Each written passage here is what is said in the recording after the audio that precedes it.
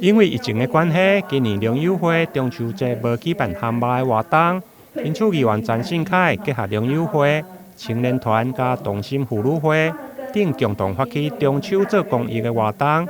结合侪善心企业，共同捐赠爱心牛奶粉、尿珠啊、草糖罐，加一改性的卫生用品，互创世基金会帮助植物人。今年因为疫情的关系，让整个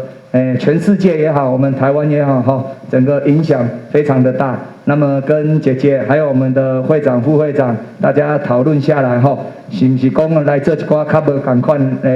公益啦，哈，因为中秋节就是大家也烤肉啦，然后聚在一起啊，联系感情，然后搁摸彩一个安尼吼，大家拢真欢喜。但是今年疫情的关系，阮想讲爱做一寡无同的代志，社会真侪角落吼，拢需要帮忙的人，会使感受到阮曾顺良之友会啊，搁有妇女同心会吼，的爱心甲温暖，互社会每一个角落拢会使感受到阮的温暖。对于做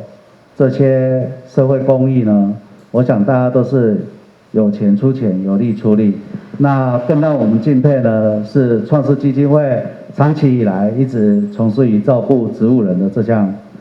工作。这个工作是非常辛苦，是没有什么人可以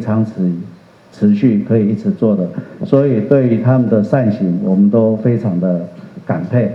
今天呢，我们也能够出一份力量来帮助他们，然后来尽一份心力呢，来可以给我们社会上这些需要帮助、需要照顾的人，来出一份心力。我想，大家的心情是很快乐的。议员陈信凯更加承诺，这绝对不是一届性的公益捐助，未来嘛将延续每个月主动来捐款，而且还会加码。上午出席捐赠记者会，除了陈顺良之友会会长加英务会长，另外还有陈信凯青年军团、同心妇女会以及凯尔集团的总经理、九燕建设、探索马里等一善心企业。而创世基金会嘛由组长杜仁忠来代表收证，